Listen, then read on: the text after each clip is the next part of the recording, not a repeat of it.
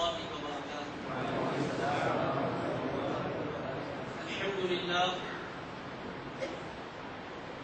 الحمد لله رب العالمين، والصلاة والسلام على حبيبه سيد الأنبياء وأشرف المرسلين، وعلى آله الطيبين الطاهرين وأصحابه الأكرمين الأفضلين، وعلى من أحبهم وتبعهم بإحسان أجمعين إلى يوم الدين. أما بعد، فأعوذ بالله من الشيطان الرجيم. بسم الله الرحمن الرحيم. يا أيها الذين آمنوا أطيعوا الله ورسوله ولا تولوا عنه وأنتم تسمعون. وقال تعالى في شأن حبيبه الكريم: إن الله وملائكته يصلون على النبي يا أيها الذين آمنوا صلوا عليه وسلموا تسليما.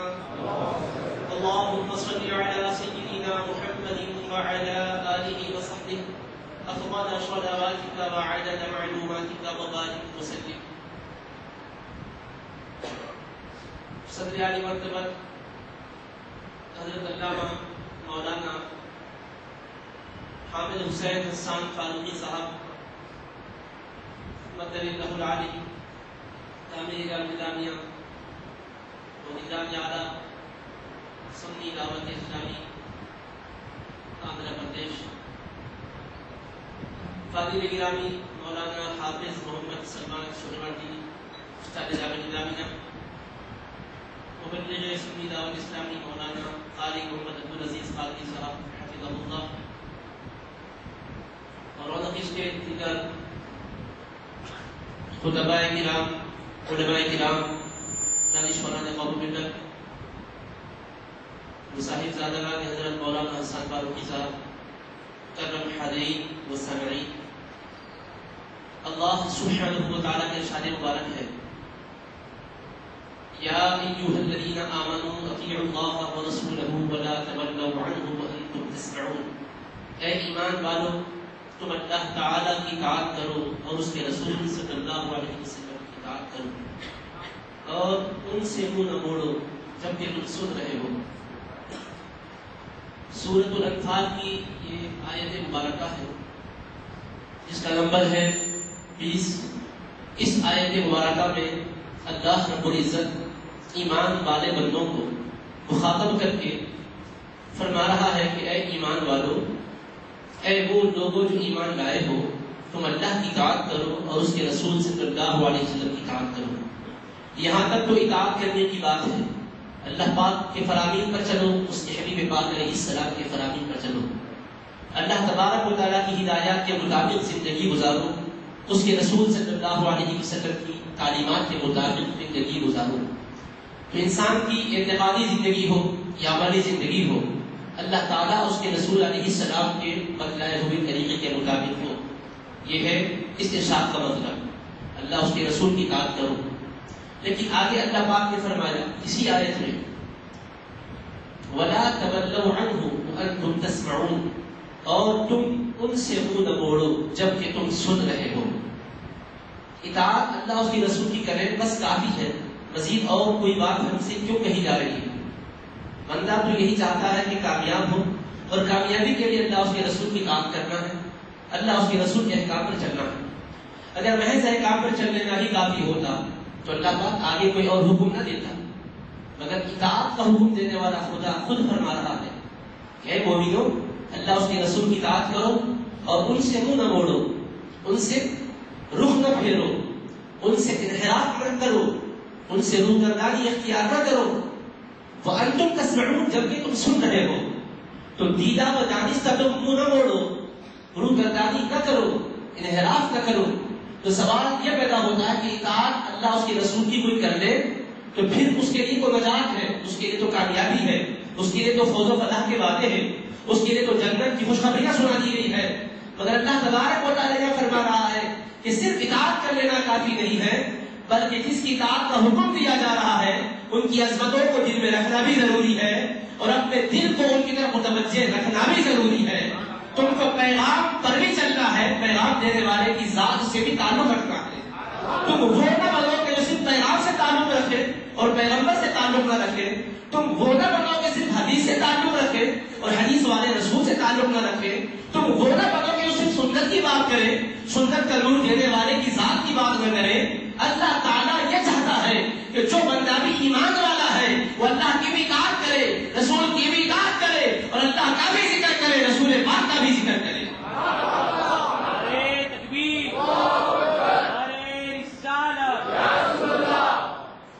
یعنی اطاعت ہی کافی ہے، یہ بات نہیں ہے۔ فرمایا جس کی اطاعت کر رہے ہو ان کی عظمتوں کا تذکرہ بھی کیا کرو، ان کے عظیم مراتب کی باتیں بھی کیا کرو، ان کے فضائل بھی سنایا کرو، ان کے مناقب کو بھی بیان کیا کرو، ان کے معجزات پر بھی گفتگو کیا کرو، اور کبھی ان کی ذات سے تم علیحدگی اختیار نہ کرو۔ یہ نہ سمجھو کہ بس پیغام ہم نے لے لیا ہے، بس ہم تو پیغام کے ساتھ ہو گئے۔ فرمایا پیغام کے ساتھ رہتے ہوئے پیغمبر سے علیحدہ نہ ہونا، پیغمبر کی ذات سے وابستہ رہ کر پیغام کے ساتھ چلنا، اس طرح سے کرو گے تو کامیاب بنو گے۔ یہ میرا حکم نہیں ہے، میرے مولا کا حکم ہے۔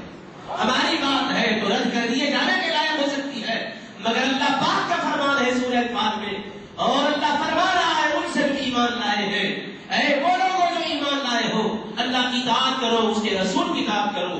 ولا تولوا عنہما نے کہا، اطاعت اللہ کی کرو کہا، اطاعت رسول کی کرو کہا۔ اب علیحدہ کن سے نہیں ہونا چاہیے، روگردانی کن سے اختیار نہیں کرنی چاہیے؟ جن دونوں کا ذکر پہلے آیا ہے ان سے روگردانی اختیار نہ کرو، یہ کہا جا سکتا ہے، مگر اللہ نے ولا تولوا عنہما نہیں کہا، اللہ اس کے رسول سے منہ نہ موڑو نہیں کہا، اللہ اس کے رسول سے انحراف نہ کرو نہیں کہا، کہا اس کے رسول سے انحراف نہ کرو، اس لیے کہ تم اگر اللہ کے رسول سے منہ موڑو گے تو خدا والے نہیں بنو گے، خدا والے اسی وقت بنو گے جب رسول خدا سے تعلق رکھو گے۔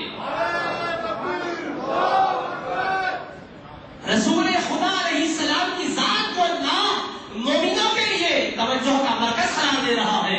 یہ قرآن کی آیت مبارکہ ہے، کوئی روایت نہیں ہے کہ کوئی کہہ دے کہ ہم نہیں مانتے۔ یہ حدیث پاک کا حوالہ ہوتا تو صحت اور ذوق کے حوالے سے کوئی گفتگو کر سکتا تھا کہ یہ صحیح ہے، یہ حسن ہے، یہ ضعیف ہے، یہ پورا کتاب پہ ہے، یہ پورا کتاب پہ ہے، پر آیت قرآن کی ہے، فرمان رحمان کا ہے، اور اللہ پاک یہ واضح طور پر بندوں سے کہہ رہا ہے، اے وہ لوگوں جو ایمان لائے ہو اللہ کی اطاعت کرو، اس کے رسول کی اطاعت کرو، اور اس کے رسول سے رخ نہ پھیرو۔ تمہارا توجہ کا مرکز، تمہاری توجہات کا قبلہ میرا محبوب دو جہاں رہے، میرا پیارا رسول رہے۔ ایسا ہو ہی نہیں سکتا کہ کوئی مجھ کو مانے اور میرے رسول سے توجہ کو ہٹا لے، میرے رسول کی طرف سے خیال ہٹ جائے، میرے حبیب کا دھیان نہ رہے۔ یہ کیسے ہوگا؟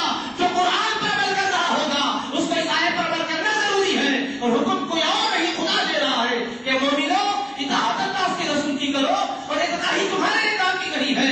اطاعت کرنے کے لیے ضروری ہے کہ جو رسول کی اطاعت کر رہے ہو اس کی ذات سے تعلق بھی رکھو۔ بات ہی کو لے کر چلو گے تو چلے گا نہیں، ذات سے وابستہ ہونا بھی ضروری ہے۔ پیغام اس لیے تھا کہ عمل کیا جائے، اور ذات کا مطلب یہ تھا کہ پیغام پہنچا کر چلے جائیں۔ یہ ہماری سوچ ہے، قرآن یہ کہہ رہا ہے ایمان کا رشتہ ہے تو نبی کی ذات سے تعلق ضروری ہے۔ خدا والے اسی وقت قرار پاؤ گے جبکہ مصطفیٰ والے بن کر رہو گے۔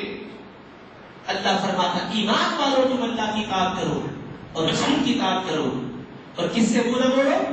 رسول سے منہ نہ موڑو۔ چاہے تو یہ بھی کہہ سکتا تھا کہ ولا تولوا عنہما، اللہ سے منہ نہ موڑو اور رسول اللہ سے منہ نہ موڑو۔ منہ نہ موڑو کی بات کی تو ایک ذات کا ذکر کیا، اطاعت کرو کی بات کی تو دو ذاتوں کا ذکر کیا۔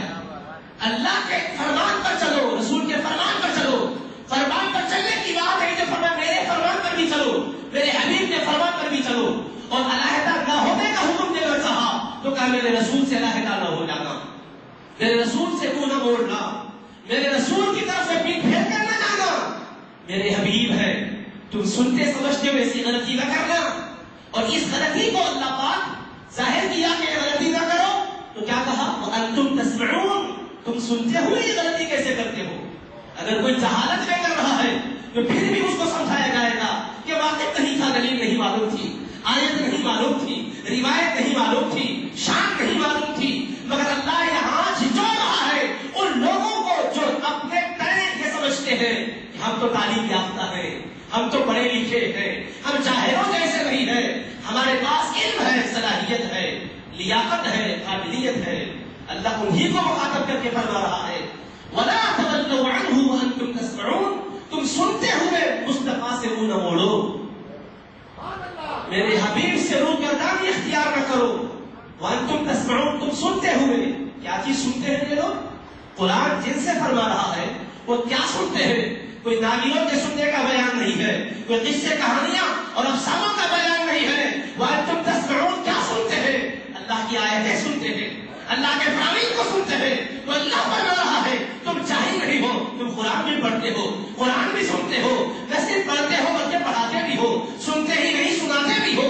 یہ سب کچھ کرتے ہوئے یہ کیسی بھول ہے کہ رسول سے رہتا رہنا چاہتے ہو، رسول کا ذکر کرنا نہیں چاہتے ہو. فرمایا وَلَا تَوَلَّوْا عَنْهُ وَأَنْتُمْ تَسْمَعُونَ، تم سنتے ہوئے کبھی میرے حبیب سے منہ نہ موڑو. اسی لیے کہ ان سے منہ موڑو گے تو تمہاری اطاعت معتبر نہیں، تمہارا عمل معتبر نہیں. اطاعت خدا و اطاعت مصطفیٰ کے بعد صلی اللہ علیہ وسلم فرمایا ان سے منہ نہ موڑو. یہ وَلَا تَوَلَّوْا عَنْهُ میں ضمیر جو ہے وہ جو قریب ہے اس کی طرف جاتی ہے. اور عربی گرامر کے لحاظ سے اطیعوا اللہ ورسولہ ولا تولوا عنہ، قریب عنہ سے رسول کی ذات ہے. اسی لیے مفسرین فرماتے ہیں کہ جو رسول سے منہ موڑا وہ خدا سے منہ موڑنے والا ہو گیا. دلیل کیا ہے؟ اللہ فرماتا ہے من یطیع الرسول فقد اطاع اللہ، جو رسول کی اطاعت کیا وہ اللہ کی اطاعت کرنے والا ہو گیا. رسول کریم علیہ السلام کا اطاعت گزار اللہ کا اطاعت گزار قرار پاتا ہے. جو رسول سے روگردانی اختیار کرتا ہے وہ خدا سے روگردانی اختیار کرنے والا قرار پاتا ہے.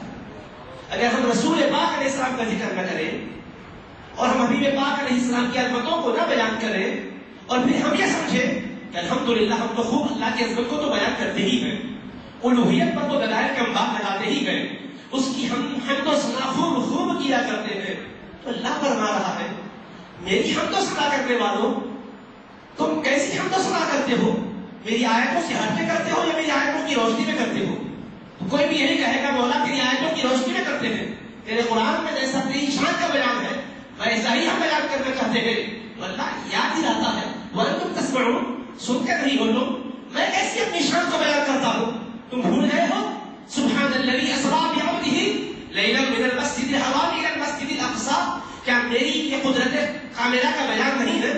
ہر عیب سے میں پاک ہوں، میں بے عیب ہوں. اپنے بے عیب ہونے پر دلیل کس چیز کو بیان کیا؟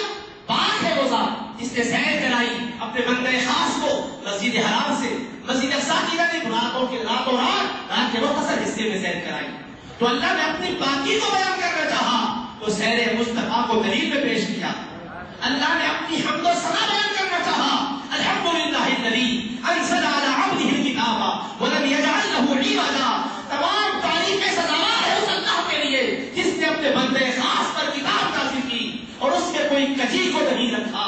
تو اللہ بتا رہا ہے میرے بندو میری حمد و ثنا تم قرآن سے ہٹ کر بیان کرنا چاہتے ہو یا قرآن کی روشنی میں بیان کرنا چاہتے ہو؟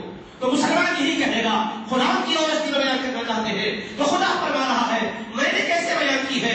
میں نے کہا کہ میں تعریف کے لائق ہوں. تو فرمایا دلیل یہ ہے کہ مصطفیٰ کو میں نے بے علم نہیں بھیجا، علم والی کتاب دے کر بھیجا ہے، ہدایت والا صحیح مانے کر بھیجا ہے. اب بتاؤ کیا میری حمد و ثنا کا یہ طریقہ تمہیں پسند نہیں ہے؟ اگر پسند ہے تو میری تعریف بھی ہوگی تو میرے مصطفیٰ کا ذکر بھی ہوگا. میں خدا ہو کر محض اپنی تعریف اپنے طور پر اکیلے کر کے نہیں کیا ہوں، حبیب کو ملا کر کیا ہوں.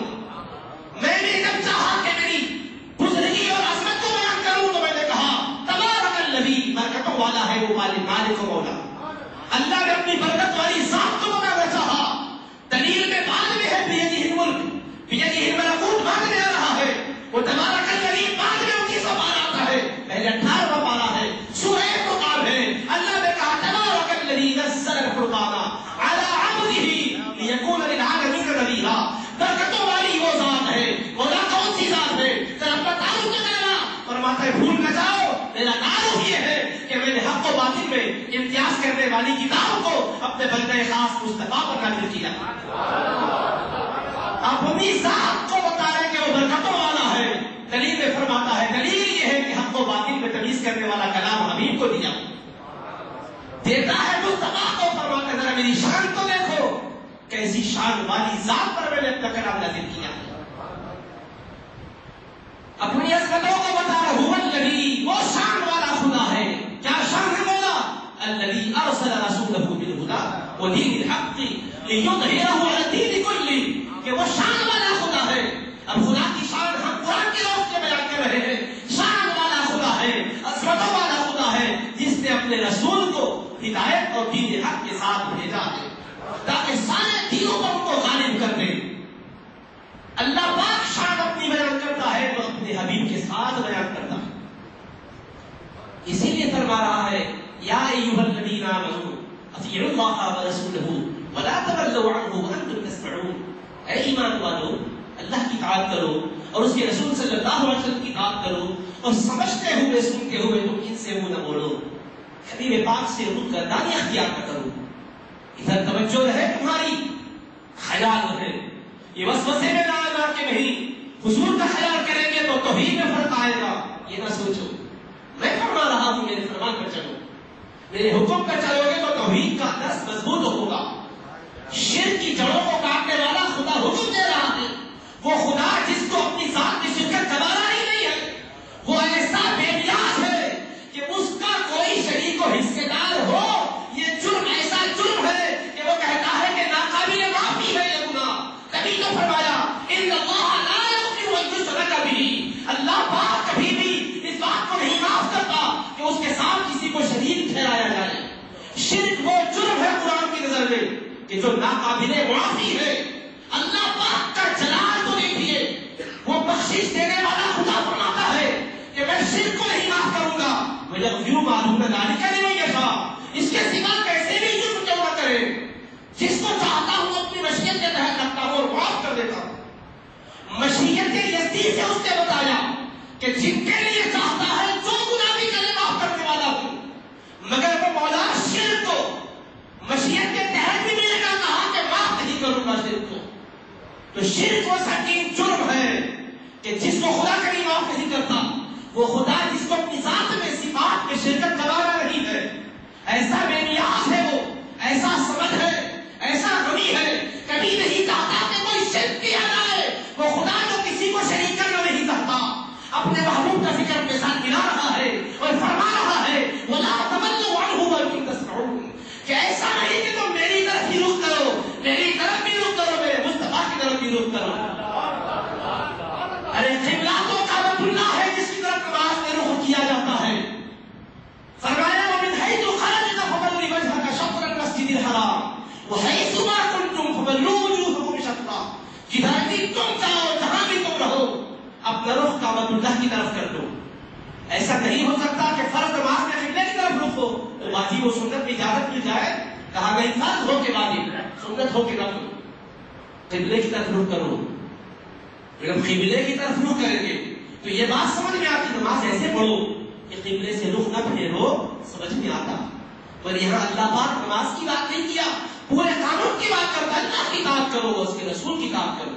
تو اب اللہ کی اطاعت میں نماز ہے یا نہیں؟ اللہ کے رسول کی اطاعت میں نماز ہے یا نہیں؟ اب اللہ فرما رہا ہے نماز پڑھو، تو نماز اللہ اس کے رسول کی اطاعت میں پڑھیں گے، اللہ کے حکم پر حضور کے ادا میں پڑھیں گے. اور فرما رہا ہے نماز میں رخ کدھر کرو، کعبۃ اللہ کی طرف کرو. اور یہاں فرماتا ہے وَلَا تَوَلُّوا عَنْهُ، میرے حبیب سے رخ نہ پھیرو. اب کون سا رخ ہے کہ نہ پھیرو؟ ایک رخ تو چہرہ ہے جو کعبے کی طرف کیا جا چکا ہے، اب قرآن پر عمل کرنا ہے. اللہ یہ بھی تو کہتا ہے حبیب سے رخ نہ پھیرو. تو یہ کون سا رخ ہے؟ یہ چہرہ تو کعبے کی طرف ہے، یہ باڈی اور جسم کا چہرہ ہے. اور اللہ نے ہمارے من میں بھی ایک چہرہ رکھا ہے. فرمایا تمہارا باطن، تمہارا دل عظمتوں کے ساتھ نماز کا قانون دینے والا اور عمل کا نمونہ دینے والا جو میرا حبیب ہے ادھر رہے. ان سے توجہ نہ پھیرو، میرے حبیب کی طرف یہ متوجہ رکھو. آپ اتنی بڑی بات کہہ دیے کہ نماز خدا کی پڑھی جائے اور رسول پاک کا دل میں خیال بھی رہے، ادھر دھیان بھی رہے. یہ تو بہت بڑی بات ہو گئی. ہاں میں نے اپنے سے کہی ہوتی تو آپ کو حق کھا کے کہتے بہت بڑی بات کہتی ہے. آؤ میں بتاؤں حدیث پاک سے اللہ کے حبیب پاک کے صحابہ نے کیا سمجھا تھا. یہی آیت ہے سورہ انفال کی، آگے والی آیت بھی پڑھ دیتا ہوں تاکہ اس کے آگے والی آیت کے سمجھنے میں مدد ملے. آگے فرماتا ہے وَلَا تَكُونُوا كَالَّذِينَ قَالُوا سَمِعْنَا وَهُمْ لَا يَسْمَعُونَ. اور دیکھو ان لوگوں کی طرح مت ہو جاؤ، ان لوگوں کے جیسے نہ ہو جاؤ جو کہے کہ ہم نے تو سن لیا ہے. اگر ہم ان کو سمجھائے تو کہنے لگے ہم نے تو سنا ہے، ہمیں کیا سنایا جا رہا ہے. قرآن ہمیں معلوم، حدیثیں ہمیں معلوم، اللہ اس کے رسول کے فرامین ہمیں معلوم، ہم کو بخوبی معلوم نماز کیسے پڑھنی چاہیے، ہمیں کیا سکھایا اور سمجھایا جا رہا ہے۔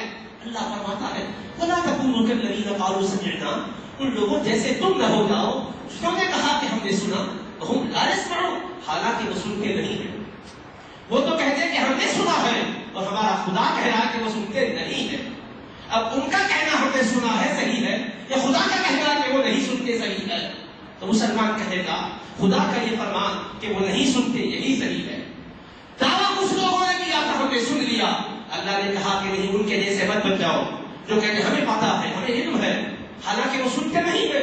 آیتیں سنے ضرور ہے، اور جب آیتوں پر عمل نہیں کرتے تو پھر یہ سننا نہیں ہوا۔ سننا وہی معتبر ہے جس کے بعد عمل کیا جائے، جس کے بعد قبول کیا جائے۔ بحث معلومات کے لیے سن لینا یہ کافی نہیں ہے، علم و یقین کا اجالا دل کے اندر اترنا چاہیے، بصارت اور بصیرت کی آنکھیں کھلنی چاہیے، یہ آنکھیں بھی کھلنی چاہیے، اندر کی آنکھیں بھی کھلنی چاہیے، کیونکہ قرآن نے نابینا اس کو نہیں کہا جس کی بینائی چلے گئی۔ قرآن سے پوچھو فَإِنَّهَا لَا تَعْمَلُ الْأَبْصَارُ، یاد رکھو آنکھیں اندھی نہیں ہوتی ہے۔ بینائی جو کھو چکا اپنے آنکھوں کی، ہم تو نابینا ہی کہتے ہیں، پر اللہ کا کلام کہتا ہے کہ یہ نابینا نہیں ہے، وَلَكِن تَعْمَلُ قُلُوبُ الَّتِي فِي الصُّدُورِ، ہاں سینوں میں جو دل ہے وہ اندھے ہو جاتے ہیں، وہ اندھے ہونے نہ پائے۔ ان کو اندھا ہونے نہ دو، آنکھ کا نور رہے یا نہ رہے کوئی فرق نہیں پڑتا، مگر دل کو اندھیرے میں جانے نہ دو، اس میں اجالا پیدا کرو۔ اب ذرا دیکھو تو صحیح قرآن کیا فرما رہا ہے۔ پہلے تو فرمایا ایمان والو اللہ کی اطاعت کرو، رسول کی اطاعت کرو، اور ان سے منہ نہ موڑو جبکہ تم سنتے بھی ہو، اور ان لوگوں کی طرح نہ ہو جاؤ جنہوں نے کہا کہ ہم نے سنا ہے حالانکہ وہ سنتے نہیں ہے۔ اور آگے قرآن کا ٹائمر ملاحظہ کیجیے، جلال و غضب کا انداز دیکھیے، بے نیازی کی شان دیکھیے، کہتا ان شر الدواب عند اللہ الصم البکم الذین لا یعقلون۔ مسلسل آیات ہے قرآن کی، فرمایا بے شک اللہ کے پاس سب سے بدترین جانور وہ ہے کون سے؟ اب ہم سے پوچھو جانور کس کو کہتے ہیں، ہم کہیں گے وہ جو چار پاؤں سے چلتے ہیں، اور قرآن مجید یہاں فرمایا اللہ کے پاس بدترین جانور الصم البکم الذین لا یعقلون، وہ پہلے گونگے ہیں جو عقل سے کام نہیں لیتے، جو آیتوں کو سنتے ہیں مگر قبول نہیں کرتے، جو زبان رکھتے ہیں حق کو بیان کرنے کی مگر نہیں بولتے، جو سمجھنے کی صلاحیت رکھتے ہیں مگر سمجھنے کی کوشش نہیں کرتے، اللہ نے انہیں فرمایا کہ یہ میرے پاس سب سے بدترین جانور ہے۔ الصم البکم الذین لا یعقلون، پہلے گونگے جو سمجھنے کی کوشش نہیں کرتے، دی گئی صلاحیتوں سے فائدہ نہیں اٹھاتے۔ اس کے بعد آگے فرماتا ہے وَلَوْ عَلِمَ اللَّهُ فِيهِمْ خَيْرًا لَأَسْمَعَهُمْ وَلَوْ أَسْمَعَهُمْ لَتَوَلَّوْا وَهُمْ مُعْرِضُونَ، اور اگر اللہ ان میں تھوڑی سی بھلائی کو بھی جانتا، اپنے علم ازلی سے وہ یہ جانتا کہ یہ حق کو قبول کریں گے، لَأَسْمَعَهُمْ تو ضرور ان کو سناتا بھی تھا، لیکن اللہ فرما رہا ہے وَلَوْ أَسْمَعَهُمْ، اگر اللہ ان کو سنا بھی دیتا، لَتَوَلَّوْا وَهُمْ مُعْرِضُونَ، یہ رخ پھیر کر چلے جاتے اور حق کو قبول نہ کرتے۔ تو فرمایا ایسے لوگ جو حق کو دیدہ و دانستہ چھوڑ رہے ہیں ان کی طرح نہ ہو جاؤ، ان کی طرح ہو جاؤ جو حق کو سنتے بھی ہیں قبول کرتے بھی ہیں۔ اور آگے فرمایا اب رسول سے رخ نہ پھیرو، تو میں نے کہا تھا کہ اطاعت اللہ کی کرو اور اس کے رسول کی کرو، پھر فرمایا اس کے بعد حبیب سے منہ نہ موڑو، تو حبیب کا متوجہ رہنا چاہیے، کہا تو متوجہ کیسے رہے؟ نماز پڑھیں گے تو قبلے کی طرف متوجہ ہوں گے، کعبے کی طرف متوجہ ہوں گے، اور یہ بھی جو کہتے ہیں انی وجہت وجہی للذی فطر السماوات والارض حنیفا وما انا من المشرکین، بے شک میں نے اپنی توجہ اس ذات کی طرف کر لی ہے جس نے آسمانوں کو پیدا کیا، زمین کو پیدا کیا، سب سے کٹ کر میں اس کا ہو گیا ہوں اور میں مشرکین میں سے نہیں ہوں۔ یہ تو پڑھ کر نماز شروع کرتے ہیں، جب نماز پڑھنے سے پہلے اتنا خیال رکھتے ہیں کہ اللہ ہی کی طرف دھیان رہے، اللہ ہی کی دھن رہے، اللہ ہی کے گن گائے، اللہ ہی کے کلام کی تلاوت کریں، پھر اللہ فرما رہا ہے اے ایمان والو اطاعت کرو اللہ اس کے رسول کی، اور ایسی کہ میرے حبیب سے رخ نہ پھیرو جبکہ تم سن بھی رہے ہو، سمجھ بھی رہے ہو، رخ نہ پھیرو، تو پھر رخ کریں کیسے؟ رخ ہوگا تو قبلے کی طرف، توجہ ہوگی تو ذات خدا کی طرف۔ اب آگے کی آیت میں سمجھایا اس کو، یا ایھا الذین آمنوا استجیبوا للہ وللرسول اذا دعاکم لما یحییکم، میں ادھر سے ادھر سے روایات آیات لے کر بے ربط مضمون نہیں مربوط کر رہا ہوں، انہی آیات کو سنا رہا ہوں تسلسل سے آئی ہے، تاکہ کوئی یہ نہ کہے کہ ادھر کا مضمون ادھر سے لیا گیا اور ملا لیا گیا، ایک معجون مرکب بنا دیا گیا۔ جی نہیں، ایک ہی رکوع کی آیتیں پڑھ رہا ہوں۔ آپ ذرا قرآن سے پوچھئے، قرآن تجھ پر ہمارا ایمان ہے، تو فیصل کلام ہے، تیری وجہ سے جھگڑے بھی جاتے ہیں اور امن و سکون پھیلتا ہے، راحت و رحمت جنم لیتی ہے، زندگیاں تلخیوں سے خالی ہو کر لذتوں کے آشنا ہو جاتی ہے۔ اے خدا کی کتاب، ہم تجھ کو ہی حکم مانتے ہیں، حاکم مانتے ہیں، تو ہمیں بتا تو صحیح آج کیا وصیت خلافت و اطاعت میں ہم الجھ کر امت کے شیرازے کو بکھیرتے جا رہے ہیں۔ ہم چاہتے ہیں کہ ایک ہم قدر مشترک پر جمع ہو جائے، ہم یہ چاہتے ہیں کہ رساکشی ختم ہو جائے، ہم یہ چاہتے ہیں کہ اتحاد قائم ہو جائے، ہم یہ چاہتے ہیں کہ بکھرے ہوئے سارے کے سارے لوگ ایک ہو جائے۔ اے اللہ کی کتاب تو سمجھا دے۔ تو اللہ کی کتاب مومنوں سے خطاب کرتی ہے، مومنوں تم نصیحتوں پر جو اللہ نے کی ہے عمل کیا کرو۔ پہلی نصیحت یہ کہ اللہ کی سنو، دوسری کہ رسول کی سنو، تیسری یہ کہ رسول سے منہ نہ موڑو، سنتے ہوئے یہ غلطی نہ کرو۔ اور آگے فرمایا کیسے کریں؟ اے ایمان والو استجیبوا للہ وللرسول، اللہ کی دعوت پر لبیک کہو، رسول کی دعوت پر لبیک کہو۔ اذا دعاکم لما یحییکم، جب کہ اس کا رسول تم کو بلائے اس کام کے لیے جو تم کو زندگی دینے والا ہے۔ یہاں بھی دونوں کی بارگاہوں میں آنے کا حکم دیا، جیسے پہلے فرمایا دونوں کی اطاعت کرو، اللہ کی کرو اور رسول کی کرو، اور رسول سے منہ نہ موڑو۔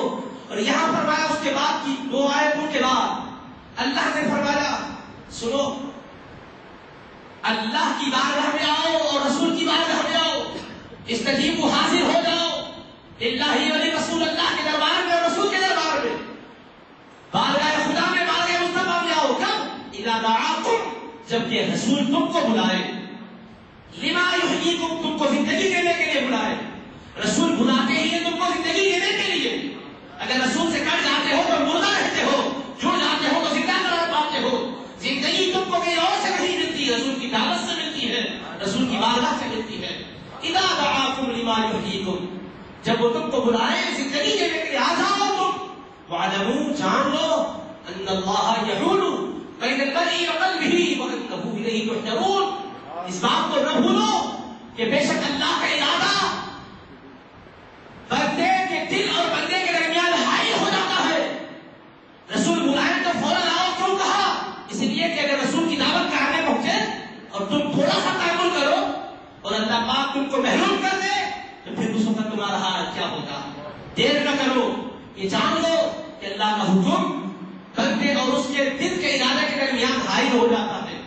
کبھی موت بھی آ جاتی ہے، تاخیر کرو گے موت آئے گی، روزگردانی کرنے والے بن کر بنو گے۔ اس لیے دیر نہ کرو، فوراً آؤ۔ کہاں آؤ؟ اللہ کے پاس آؤ، رسول کے پاس آؤ۔ کس کے بلانے پر؟ رسول کے بلانے پر۔ جب رسول تم کو بلائے تو تم اللہ کے پاس آؤ اور رسول اللہ کے پاس آؤ صلی اللہ علیہ وسلم، کیونکہ وہ تم کو زندگی دینے کے لیے بلاتے ہیں۔ وَاعْلَمُوا، جان لو، ان اللہ یحول بین المرء وقلبہ، اور یہ بھی جان لو محشر میں تم کو اللہ کے پاس اٹھایا جائے گا۔ اللہ یاد دلا رہا، قیامت میں میرے پاس آؤ گے، اگر میرے حبیب کی دعوت پر لبیک کہنے میں تعامل کیا تو محشر کا میدان ہوگا، میں پوچھوں گا، بھول نہ جانا۔ اب ذرا اس آیت کے مضمون کو صحابہ نے کیا سمجھا تھا اور پیغمبر اسلام نے کیا سمجھایا تھا، اس سے وہ بات تو میں نے پہلے کہی تھی، سمجھنے میں مدد ملے گی۔ میں نے اپنے سے بھی بڑی بات نہیں کی ہے، یہی آیتوں کی روشنی میں کہی ہے۔ اگر آیتوں کی روشنی میں نظر آتی ہے تو قبول کیا جائے، ورنہ حق ہے کہ گفتگو کی جائے اور پھر دلیل سے سمجھایا جائے۔ اللہ پاک فرما رہا ہے، اے ایمان والو اللہ کی بارگاہ میں آؤ اور رسول کی بارگاہ میں آؤ، اللہ اس کے رسول کے بلانے پر لبیک کہو جب تم کو رسول بلائے۔ اذا دعاکم، وحی کا صیغہ ہے، دعوا نہیں کہا، اللہ اس کے رسول بلائے، کہ جب رسول بلائے تو آ جاؤ۔ کہاں آؤ؟ اللہ اس کے رسول کے پاس آؤ۔ رسول بلائے تو لوگ عرش پر نہیں جاتے، مصطفیٰ کے پاس آتے ہیں، اور اللہ مالک کے عرش سے کہا ہے میرے رسول کے پاس آؤ، تو یہ نہ سمجھو کہ رسول کے پاس گئے اللہ کے پاس تو نہیں گئے۔ ارے میرے اللہ، میرا مولا کہتا ہے میرے رسول کے پاس گئے، میں یقین کر لو کہ میرے رسول کے پاس بھی آ گئے، میرے پاس بھی آ گئے۔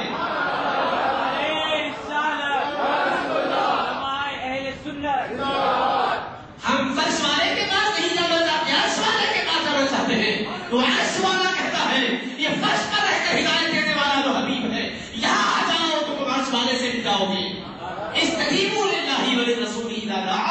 ما يحييكم. اللہ اس کے رسول جب تم کو اللہ اس کے رسول کے پاس آؤ جب وہ رسول تم کو بلائے زندگی دینے کے لیے. اب ذرا سوچیے ہوتا کیسا ہے, سمجھتے کیسے. صحیح بخاری میں بھی حدیث پاک ہے اور جامع ترمذی میں بھی ہے, دیگر کتب حدیث میں بھی ہے. ایک صحابی ہے ابو سعید بن معاذ رضی اللہ عنہ, نماز پڑھ رہے تھے اور امام الانبیاء علیہ السلام ان کو دیکھے کہ وہ نماز پڑھ رہے ہیں, مگر پھر بھی ان کو یاد فرما لیا اور تیزی سے نماز پڑھ کر خدمت بابرکت میں حاضر ہوئے. رسول کریم علیہ السلام نے پوچھا کیوں تاخیر کیے آنے کے لیے؟ ہم نے تمہیں یاد کیا تھا کہ تمہاری آمد میں تاخیر ہوئی. عذر پیش کیا, حضور میں نماز پڑھ رہا تھا, مکمل کر کے تیزی سے آپ کی خدمت میں آ گیا ہوں. رسول پاک علیہ السلام نے فرمایا الم یقل اللہ, صحیح بخاری کی حدیث سے فرماتے اللہ کے رسول کہ اللہ نے یہ نہیں فرمایا ہے استجیبوا للہ وللرسول اذا دعاکم, جب تم کو اللہ کے رسول بلائے تو اللہ اس کے رسول کے دربار میں آ جاؤ. حضور نے اس آیت کا مضمون سمجھایا ہے. عام طور پر ہم جیسے لوگ یہ سمجھتے ہیں کہ رسول کی دعوت پر اللہ کے رسول کے پاس آؤ کا مطلب فرائض کی طرف بلائے تو آؤ, واجبات کی طرف بلائے تو آؤ, سنن کی طرف بلائے تو آؤ, آداب کی طرف بلائے تو آؤ, عبادات کی طرف بلائے تو آؤ, معاشرت کے اصول بتائے تو آؤ, اخلاق کے طریقے سمجھائے تو آؤ, معاملات کے آداب بتائے تو آؤ. یہ تو سمجھ میں آتا ہے, پر آج اللہ کے رسول اس فرمان سے حکمت کے پردے اٹھا رہے ہیں اور اپنی امت کو عقیدہ سکھا رہے ہیں کہ اگر اے نماز میں بھی میں بلا لیا ہے تو یہ نہ سمجھنا کہ اللہ کی نماز ہے کیسے کرنا چاہیے, بلکہ اس کی حالت میں آ جانا چاہیے. اس لیے کہ اللہ نے کب کہا کہ نماز کے باہر بلائے تو آؤ, اللہ نے کب تک کہا ہے جب بھی میرا رسول زندگی دینے کے لیے بلائے چل پڑو چلے جاؤ. استجیبوا للہ وللرسول اذا دعاکم لما یحییکم.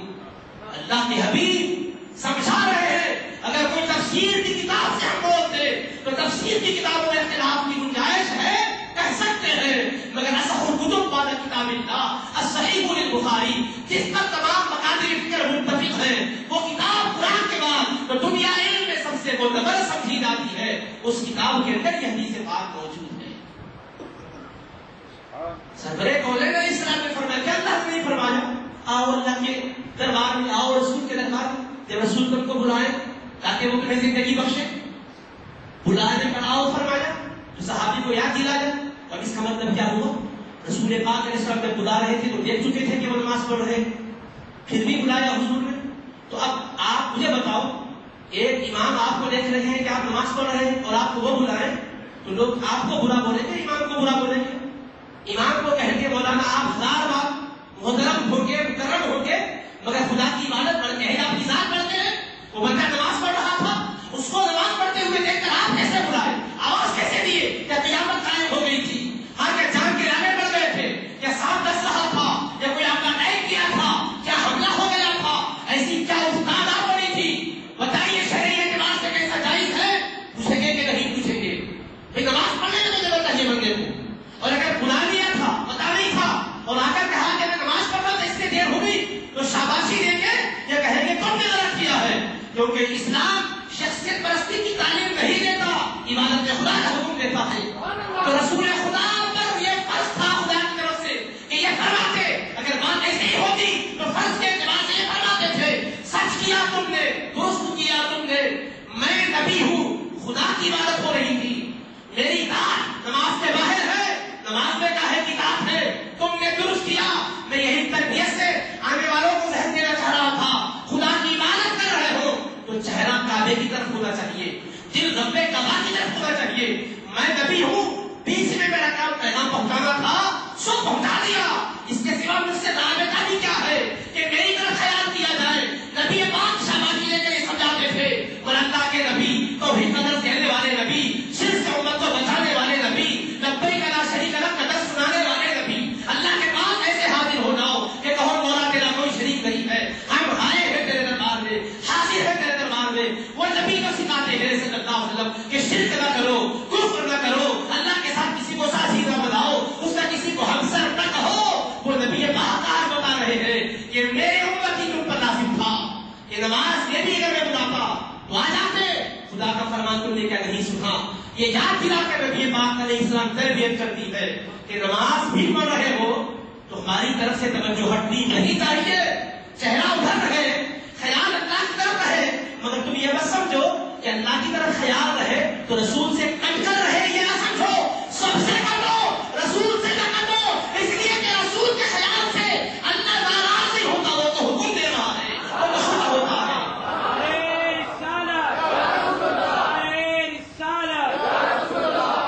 اوروں کے خیال سے ناراض ہوگا کہ میری نماز میں تم نے خیال کاروبار کا کیوں کیا، دکان کیسے دھیان میں آ گئی، بال بچے کیسے یاد آ گئے، پسند نہیں کرے گا، مگر وہ خدا کہہ رہا ہے کہ میرے حبیب کی اطاعت، میری اطاعت کرو، میرے حبیب کی اطاعت کرو، اور میرے حبیب سے مت کتراؤ، اپنے علم پر مت اتراؤ، میرے نبی سے مت کتراؤ، فرما رہا ہے۔ وانتم تسمعون کا خلاصہ کیا ہے؟ تم سن رہے ہو کہ مطلب اپنے علم پر مت اتراؤ، میرے مصطفیٰ سے مت کتراؤ، تم توجہ دھیان کے ساتھ اللہ کی رسول کی اطاعت میں رہو۔ یہ اطاعت اللہ سے تمہیں برگشتہ کر سکتی ہے، رسول پاک کے سامنے تمہیں برگشتہ کر سکتی ہے۔ اللہ والے بن کر، رسول والے بن کر رہو، یہ اللہ کا کلام ہے۔ اور حضور علیہ السلام نے آیت کی تفسیر خود بھی سمجھا دی، اور یہی ابی بن کعب رضی اللہ سے متعلق واقعہ ترمذی شریف میں ہے۔ وہ بھی نماز پڑھ رہے تھے، سرکار کے پاس سے گزرے اور دیکھے کہ نماز پڑھ رہے ہیں، اور حبیب پاک نے اسی حالت میں یاد فرما دیا، وہ بھی نماز مختصر کر کے پہنچے۔ سرکار نے پوچھا، اے وہی کس چیز نے تم کو روکا؟ ما منعک، فرمایا کیا چیز تم کو روکی؟ میرے بلاوے پر حاضر ہونے سے کس چیز نے تم کو روکا ہے؟ حالانکہ نماز میں تھے نا، مگر کہا کیا چیز روکی ہے تم کو؟ کہا، کہنے لگے یا رسول اللہ میں نماز پڑھ رہا تھا۔ آپ نے فرمایا اللہ پاک کے قرآن میں کیا تم نے نہیں پڑھا؟ ان سے کہا تھا الم یقل اللہ، کہ اللہ نے نہیں فرمایا؟ ان سے پڑھا کہ تم نے قرآن میں یہ نہیں پڑھا؟ اللہ فرماتا ہے اے ایمان والو، اللہ اس کے رسول کی بارگاہ میں آ جاؤ جب اس کا رسول تمہیں زندگی دینے کے لیے بلائے۔ حضرت ابی نے کیا کہا؟ حضور بھلا کیوں نہیں، میں نے قرآن میں یہ پڑھا ہے مگر میں نے یہ نہیں سمجھا تھا، اب آپ نے سمجھا دیا، میرے آقا پھر دوبارہ ایسی غلطی نہیں کروں گا، آگے کا لفظ ہے میں ولا اعود، پھر کبھی ایسی خطا نہیں کروں گا۔ کس چیز کے بارے میں کہتے ہیں کہ دوبارہ نہیں کروں گا؟ کیا چوری ہوئی تھی، غلطی ہوئی تھی، کیا نماز کے خشوع خضوع میں کمی ہوئی تھی؟ نماز پڑھتے وقت یہ سمجھ کر کہ حضور بلائے ہیں فوراً کیسے جاؤں، مکمل کر کے گئے، مگر کہا حضور پھر کبھی ایسا نہیں ہوگا، اگر آئندہ کبھی بلائیں گے اس حال میں بھی ہوگا آ جاؤں گا۔ یہ ہے صحابہ والی نماز اور صحابہ والی سوچ۔ اللہ پاک کے کلام کو اللہ پاک نے ہماری ہدایت کا ذریعہ بنایا، اور کلام پر اختلاف کی کسی کو گنجائش نہیں ہے، قرآن پر رہا ہے۔ ٹھنڈے دل سے ہمیں سوچنا چاہیے اور بصارت اور بصیرت کو کام میں لاتے ہوئے غور کرنا چاہیے، سمجھنے کی صلاحیت اللہ نے تجھے رکھی ہے، انہیں استعمال کرنا چاہیے۔ اللہ پاک کی شرط بتا رہا ہے اے ایمان والو اللہ کی اطاعت کرو، اس کے رسول کی اطاعت کرو، رسول سے تم گروگردانی اختیار نہ کرو جبکہ تم سن رہے ہو، اور تم سنتے سنتے سمجھتے سمجھتے ایسی غلطی نہ کرو، اور پھر دیکھو کچھ سمجھ بوجھ کے بھی غلطی کرتے ہیں تو ان کو مبتلا نہ بناؤ، ان کے جیسے نہ ہو جاؤ۔ وَلَا تَكُونُوا كَالَّذِينَ قَالُوا سَمِعْنَا وَهُمْ لَا يَسْمَعُونَ، ان لوگوں کی طرح نہ ہو جاؤ جنہوں نے کہا ہاں ہم نے سنا، وَهُمْ لَا يَسْمَعُونَ، جبکہ وہ سنتے نہیں ہیں۔ اللہ فرما رہا ہے سنے تو پھر اس کے تقاضے پر چلو۔ آیات میں کیا سنایا گیا؟ وَأَنْتُمْ تَسْمَعُونَ سے کیا اشارہ ہوا؟ سنتے ہو قرآن کو، ایک دو مثالیں اثر کے بعد کو ختم کرتا ہوں تاکہ قرآن میں کیا سنتے ہیں سمجھ میں آئے۔ جس کی امداد سے اللہ فرماتا کہ حبیب سے ڈرو نہیں، حبیب سے اللہ کا رہو، اللہ نصیحت فرما رہا ہے اور باقاعدہ طور پر بندوں کو متوجہ فرما رہا ہے۔ تو دیکھیے اللہ پاک نے کیسے اپنے حبیب پاک کا تذکرہ کیا، کس شان سے کیا۔ سورہ توبہ کی 2 آیتیں سنا دیتا ہوں، اسی پر بات کو ختم کر دیتا ہوں مختصراً۔ ارشاد الہی ہے اس زمانے میں جو لوگ تھے اعتراض کی زبانیں کھولتے تھے، ان کا تذکرہ کیا۔ حبیب پاک جب تک مدینہ منورہ نہیں تشریف لے گئے تھے، اختلافات تھے، جھگڑے تھے، انتشار کی فضا تھی۔ امام الانبیاء صلی اللہ علیہ وسلم کی مبارک قدم جب وہاں پہنچے، چین و سکون کی فضا بنی، رحمت و راحت کا ماحول قائم ہوا، ایک دوسرے کے لوگ سکنے والے بن گئے، اختلافات ان کے مابین جو تھے اٹھ گئے۔ اب کچھ مخالفین قسم کے لوگ جو تھے ان کو اچھا نہیں لگا، وہ چاہتے تھے کہ ان کی سیادت و قیادت کو لوگ مانیں۔ امام الانبیاء علیہ السلام کی پیروی کرنے والوں سے ان کو نفرت ہونے لگی، حتیٰ کہ ذات مصطفیٰ علیہ السلام سے انعام رکھنے لگی۔ نتیجے میں وہ لوگ حضور کی برکتوں کا انکار کر کے کہنے لگے سرورے کون علیہ السلام سے ہمیں کیا ملا، سرکار کی ذات گرامی کے سلسلے میں رقیق جملے بولنے لگے. اللہ پاک عرش کا مالک ہے، وہ بندوں کو بولنے کا موقع بھی دیتا ہے اور پھر گرفت بھی مضبوط کرتا ہے.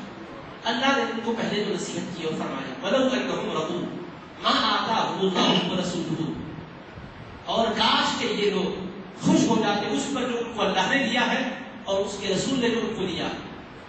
یعنی اللہ یاد دلا رہا ہے مدینہ شریف میں رہنے والوں، تم خیر حالی سے دوچار تھے، خشک سالی کا دورہ ہوتا تھا، پریشان رہتے تھے. میرے حبیب کے تصدق میں تم کو کتنی نعمتیں نہیں ملی، خوشحالی آ گئی، دولت کے امبار آ گئے، تمہارے خزانے میں جو کچھ نظر آ رہا ہے اس پر تم کو خوش ہونا چاہیے کہ اللہ نے دیا ہے، اس کے رسول نے دیا.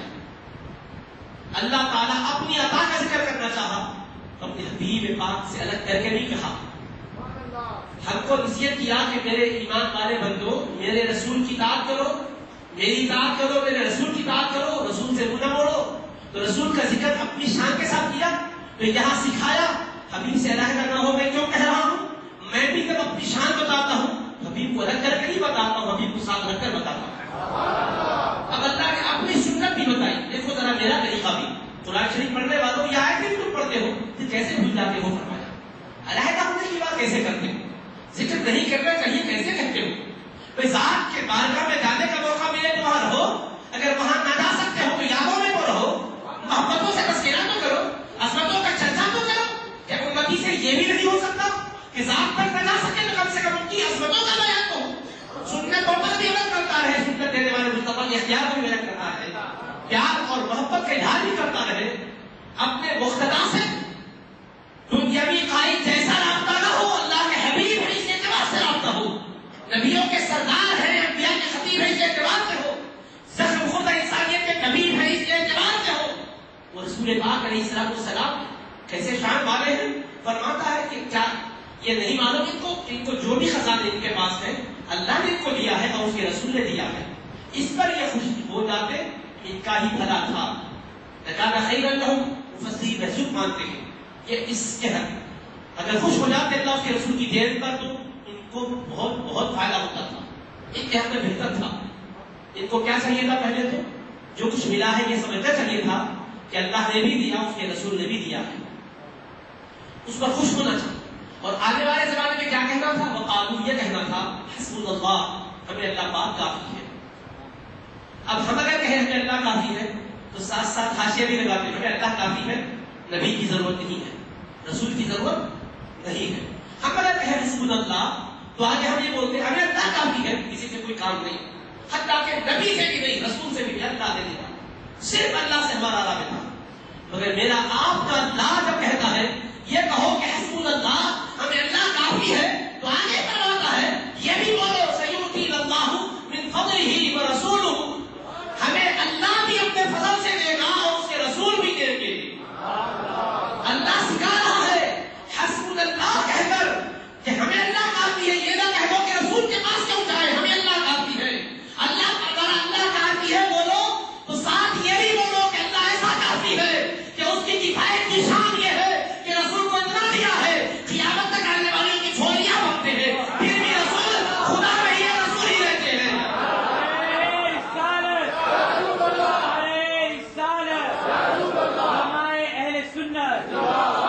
اللہ سکھایا یہ کہو حسبنا اللہ، ہمیں اللہ کافی ہے، پھر یہ بولو سیؤتی اللہ من فضلہ، اللہ ہمیں اپنے فضل سے عطا کرے گا، وہ رسول اس کے رسول عطا کریں گے. پھر اللہ کافی ہے تو رسول دیں گے کیوں؟ فرمایا اللہ ایسا کافی ہے کہ رسول جس خزانے کے جائیں گے اللہ کے خزانوں سے ہی لے کر دیں گے، اور رسول دینے سے خدا نہیں بنیں گے، رسول ہی رہیں گے. جب رسول کے خزانوں کا ہی عالم ہے تو خدا کے خزانوں کا عالم کیا ہوگا؟ ہمیں اللہ کافی ہے. ہم ایسے خدا کے ماننے والے ہیں کہ جس نے رسول کو ایسا داتا بنایا ہے کہ دیتے جائیں گے مگر ان کے خزانوں میں کمی نہیں آئے گی، اس لیے کہ ان کا بھروسہ ان کے رب پر ہے. وہ رسول بھی کہتے حسبی اللہ، مجھ کو میرا اللہ کافی ہے. تو حبیب کا اللہ تمہارے لیے کافی ہے تو تمہیں دیتا ہے، تو مصطفیٰ کے لیے بھی تو کافی ہے کتنا دیتا ہوگا. فرمایا یہ کہہ دو ہمیں اللہ کافی ہے. پھر اس کے بعد اللہ کافی ہے کے بعد اب رسول کا ذکر کریں گے تو بھی کے خلاف ہو جائے گا، رسول کا ذکر کریں گے اللہ ناراض ہو جائے گا، رسول کا ذکر کریں گے تو پھر اللہ کے خزانوں کا تذکرہ کب کریں گے. یہ ایسی ڈنڈی نہ مارو، ایسی خیانت نہ کرو، یہ حقیق سوچ نہ سوچو ہمیں اللہ اپنے کرم سے فضل سے دے گا اور رسول ہمیں اپنے فضل سے دیں گے. پھر رسول دیں گے بولنے کے بعد توحید سے ہٹ جائیں گے کیا؟ اللہ سے رشتہ ٹوٹے گا کیا؟ اللہ فرما رہا ہے یہ بھی بولو انا الی اللہ راغبون، بے شک ہم سب اللہ ہی کی طرف رغبت رکھتے ہیں. یہ کیوں کہوایا؟ اللہ کو معلوم ہے قیامت تک کیا کیا بولا جائے گا. جب کوئی اہل محبت یہ بولیں گے ہمیں اللہ بھی دے گا ہمیں رسول بھی دیں گے، تو کوئی نادانی میں یہ ان پر الزام لگائے گا تم رسول کو دینے والا بولتے ہو، اللہ سے رغبت کر گئی، رسول سے جڑ گئے، اللہ سے کر گئے تو اللہ آگے بلوا رہا ہے. رسول دے گا کہنے کے بعد اللہ سے رشتہ نہیں توڑتا ہے، اللہ سے رشتہ مضبوط ہوتا ہے. آگے بولو ہم اللہ کی طرف رغبت رکھتے ہیں.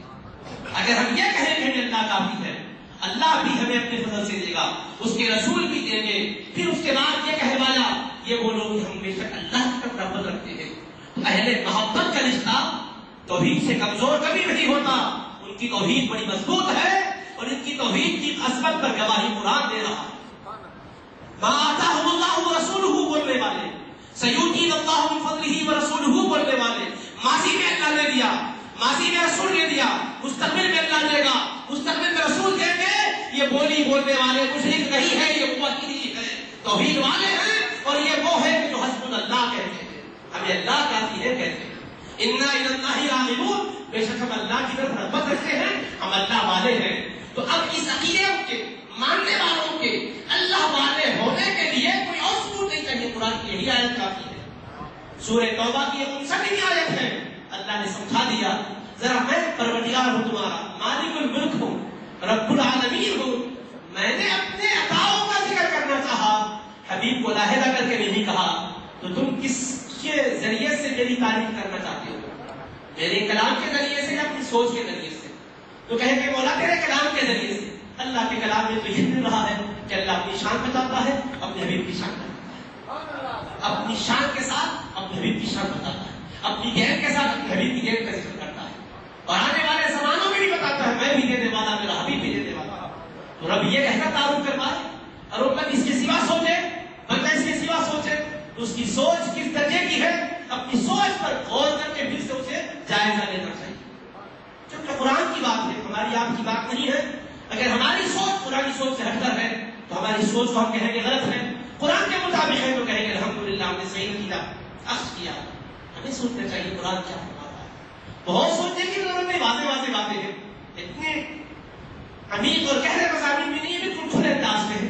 اللہ نے فرمایا اذ تقول للذی انعم اللہ علیہ، حبیب ایک صحابی سے گفتگو فرما رہے تھے، اللہ نے اسے گفتگو کو یاد دلایا. میرے حبیب آپ اس شخص سے کہہ رہے تھے جس پر اللہ نے انعام کیا ہے، جس کو اللہ نے نعمت دی ہے. اللہ کی نعمت جو بندے کو ملتی ہے، سارے بندے مانتے ہیں کہ ساری نعمتیں کہاں سے ملتی ہے. وما بکم من نعمت فمن اللہ، جو نعمتیں تم کو پہنچتی ہے تو وہ اللہ کی طرف سے پہنچتی ہے. ہمیں تو یہ معلوم کہ اللہ کی طرف سے نعمت ملتی ہے، اللہ دینے والا، اور اللہ جو دینے والا ہے فرما رہا ہے اذ تقول للنبی. اس لمحے کو بھی میرے حبیب یاد کیجیے جب آپ اپنے اس غلام سے فرما رہے تھے، اپنے اس صحابی سے فرما رہے تھے انعم اللہ علیہ، جس پر آپ نے انعام کیا تھا، جس پر اللہ نے انعام کیا تھا. انعم اللہ علیہ، جس پر اللہ کا احسان ہوا اس سے فرما رہے تھے. وہ انعمت علیہ، اور جس پر آپ نے احسان کیا اس سے فرما رہے تھے. اللہ پاک اپنے حبیب کو قرآن میں نعمت دینے والا کہہ کر مبارک کروا رہا ہے، اور اپنے ساتھ حبیب کا ذکر ملا کر فرما رہا ہے کہ میرے حبیب آپ اس سے کہہ رہے تھے جس پر اللہ کا بھی انعام ہوا اور حبیب آپ کا بھی انعام ہوا. تو نعمتوں کا دینے والا قرآن کی نظر میں خدا بھی ہے، حبیب خدا بھی ہے. جب قرآن خدا اور حبیب خدا دونوں کو نعمتوں والا اور نعمتوں کا دینے والا قرار دے رہا ہے، اور اگر آج کوئی کہے اللہ بھی دیتا ہے مصطفیٰ بھی دیتے ہیں تو توحید سے اس کا رشتہ قطع نہیں ہے، وہ پکا توحید والا ہے، اس لیے کہ قرآن پہ چل رہا ہے. اللہ پاک سے اس کا تعلق منقطع نہیں ہوا بلکہ اللہ سے اس کا رشتہ مضبوط ہوا، اس لیے کہ اللہ نے یوں ہی تعارف کروایا اپنے محبوب کا، نعمت اور عاجز کہہ کر نہیں کروایا ہے، نعمتوں کا دینے والا کہہ کر تعارف کروایا ہے، احسان کرنے والا کہہ کر تعارف کروایا ہے. وَمَا نَقَمُوا إِلَّا نَجَّاهُمُ اللَّهُ وَرَسُولُهُ مِن فَضْلِهِ. یہ منافقین کیوں برا مان گئے؟ اس لیے کہ یہ محتاج تھے، اللہ نے اپنے فضل سے کو غنی کیا، اس کے رسول نے غنی کیا ہے. اللہ غنی کرنے کی بات کیا تو اپنے ساتھ اپنے مصطفیٰ کا ذکر کیا، فرمایا دولت دینے والا خدا بھی ہے، دولت دینے والے مصطفیٰ بھی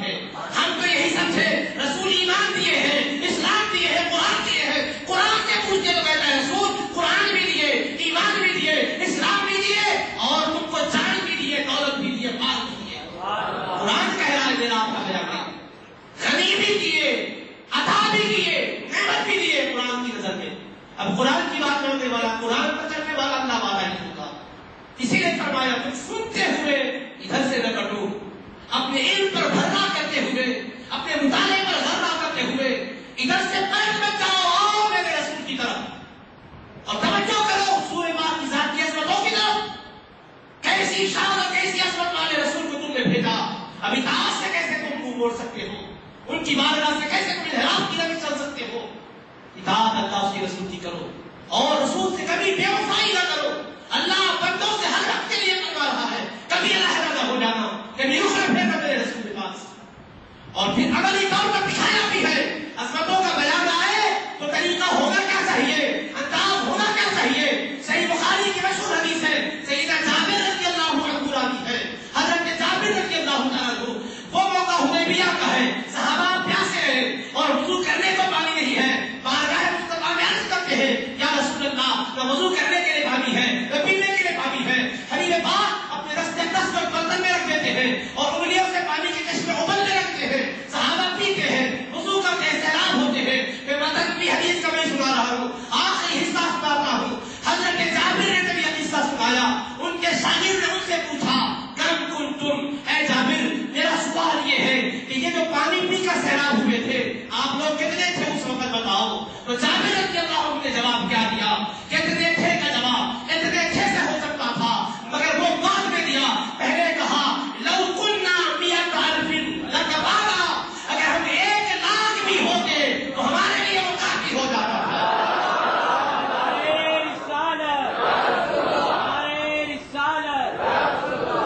ہم اگر 1,00,000 بھی ہوتے تو ہمارے لیے وہ کافی ہوتا تھا. کننا 15 مئہ، اتفاق سے ہم 1,500 تھے. 1,500 تھے. پوچھنے والے بھی یہ پوچھے کتنے تھے، مگر جابر رضی اللہ عنہ سوچا ہوگا کہ ان کو تو 1,500 تھے بولنا کافی ہے، مگر بعد کے زمانے والے کیا سمجھیں گے؟ ان کا یہ خیال آئے گا ہاں رسول اللہ کے انگلیوں سے پانی نکلا تھا، 1,500 ہی تو پیے تھے. تو جابر رضی اللہ عنہ نے کہا میرے رسول کی عطا ہے، تم 1,500 تک نہ سمجھو، تھے تو 1,500، 1,00,000 بھی رہتے تو پلانے والے مصطفیٰ سب کو پلا دیتے. میرے رسول پلانے پر آئے تو 1,000 نہیں، لاکھوں کو بھی پلا سکتے ہیں. جو نبی 1,500 کو پلا سکتے ہیں وہ لاکھوں کو پلا سکتے ہیں. اب یہاں آخری میں سوال کرنا چاہوں گا اپنا دشمنوں سے کہ ذرا سوچو تو صحیح، 1,500 1,00,000 میں کتنا فیصد ہے؟ 1.5% ہے. 100,000 کا 1,00,000 ہوتا ہے، پیے تھے 1,500 اور خبر دے رہے ہیں 1,00,000 کی، 100,000 کی. 1,500 آئے اور 1,00,000 کی بات کرے، کیا مناسبت رہتی ہے؟ 1,500 کھا بھی نہ رہے، دیکھ کر کھانا 1,00,000 کو کافی ہوتا تھا. پتا تھا 1,500 کے لیے زیادہ برکت ہوگی تو 2,000 کھائیں گے، بہت ہوگی تو 2,500 کھائیں گے. کبھی سنا تم نے ایسا بھی ہے 1,500 لوگ تھے ان کے لیے پکایا گیا اور 1,00,000 کی بات کی گئی ہو؟ کہیں گے لوگ ارے کیا غلو سے کام لے رہے ہو، مبالغہ کہیں گے. مگر میں کہوں کو غلو کرو، میری بات ہوگی تو تم کہہ سکتے ہو غلو کر رہا ہے، مبالغہ کر رہا ہے. مگر میں نے اپنی بات نہیں، اللہ کے رسول کے صحابی کی بات سنائی ہے، توحید والے کی بات سنائی ہے، شرک سے بچنے والے کی بات سنائی ہے، دنیا کو توحید کا پیغام دینے والے کی بات سنائی ہے، شرک کی جڑوں کو کاٹنے والے مبلغ اسلام کی بات سنائی ہے. وہ مبلغ اسلام ہے کہ جہاں گئے شرک کے ماحول میں توحید کا اجالا پھیلاتے چلے گئے، جہاں گئے کفر کے ماحول میں اللہ کی وحدانیت کے رس دیتے چلے گئے، جہاں گئے اسلام پھیلاتے چلے گئے. جن کی توجہ سے لوگ مسلمان اسلام ہوتے رہے، ایک دو نہیں نظارے کتنے ان کے ذریعے مسلمان ہوئے ہوں گے. تبلیغ اسلام کا کیسا کام کیا ہوگا؟ وہ خود بھی صحابی ہے، والد بھی صحابی ہے، صحابی ابن صحابی ہے. وہ ہے کہ جن کے بارے میں خدا فرماتا ہے رضی اللہ عنہم، اللہ ان سے راضی ہو گیا. جس سے خدا راضی ہے وہ آقا کی عظمت کو بیان کیسے کر رہے ہیں؟ ذرا سوچو ان کا انداز بیان کیا ہے. وہ شان کو کم کر کے نہیں کرتے ہیں، بڑھا کے کرتے ہیں. 1,500 مل کر 1,000 کی بات نہیں بولتے، 1,500 کی بھی نہیں بولتے، 1,00,000 کی بات بول رہے ہیں. تو اس کا مطلب کیا ہوا؟ ان کا ذہن یہ ہے کہ اے کلمہ پڑھنے والوں، رسول کی شان کو بیان کرنا چاہو تو اس کے ان کے پروردگار کو دیکھو وہ کیسے بیان کر رہا ہے. اللہ ہدے لگا کر نہیں بولتا، فرماتا ہے والا کا ذکر. اے حبیب ہم نے آپ کی خاطر آپ کے ذکر کو بلند کر دیا. اللہ نبیوں میں شان بتاتا ہے یہ کہہ کر دل کا رسول فضلنا بعضهم على بعض منهم من كلم الله ورفع بعضهم درجات. یہ انبیاء کی جماعت ہے، یہ رسولان نظام ہے کہ جن میں اللہ نے بعض کو بعض پر فضیلت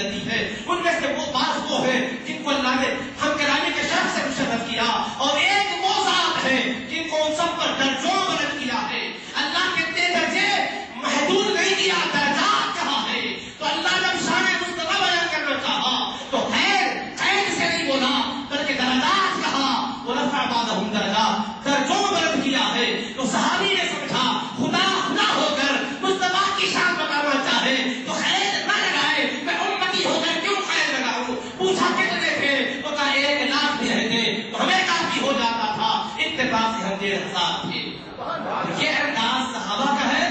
ہم نے بخاری کی حدیث سنائی، اس کی سوا صرف آیات قرآنی سنائی. آیات قرآنیہ کے بعد حدیث بخاری کے بعد ہم سب کو جائزہ لینا چاہیے. ہم سے دعوتیں اور فکر ہی دیتے ہیں، اس کے سوا ہمارا مطلب نہ اختلاف ہے نہ انتشار ہے. میرا پیغام محبت ہے. جہاں ہم تک پہنچے یہی عرض کرنا چاہتے ہیں، سوتے ہوئے کو حوصلہ انقلاب دو، سوتے ہوئے کو حوصلہ انقلاب دو، پھرتی رہیے شب کو نیا آفتاب دو، پھرتی رہیے شب کو نیا آفتاب دو. سونپی گئی ہے کس کو امامت جہان کی، سونپی گئی ہے کس کو امامت جہان کی. ہے کون مقتدائے زمانہ جواب دو، ہے کون مقتدائے زمانہ جواب دو. اس کے سوا زمانے کا نہیں ہے کچھ جواب. آدم کو پھر سے پیام رسالت بھاگ دو، آدم کو پھر سے پیام رسالت بھاگ دو. ضرورت اس بات کی ہے کہ اسی پیغام کو دہرایا جائے، اسی بات کو تازہ کیا جائے، انہی حدود اور اصول پر زندگی کو استوار کیا جائے اور بندگی کے طریقے سمجھے جائے. اللہ سے دعا ہے کہ مالک مولا جو کچھ ہم درس کیا ہے، اگر ہم نے بیان میں تعبیر میں کچھ خطا کی ہے تو تیرے حبیب پاک کا وسیلہ واسطہ لے کر تیری بارگاہ میں التجا کرتے ہیں کہ اس خطا اور لفظ کو معاف فرما، صحیح باتوں کو ہمارے ذہن میں بٹھا دے، عمل کی توفیق عطا فرما. وصلی اللہ تعالی علی خیر خلقہ سیدنا محمد وآلہ وصحبہ اجمعین. الحمد للہ رب العالمین.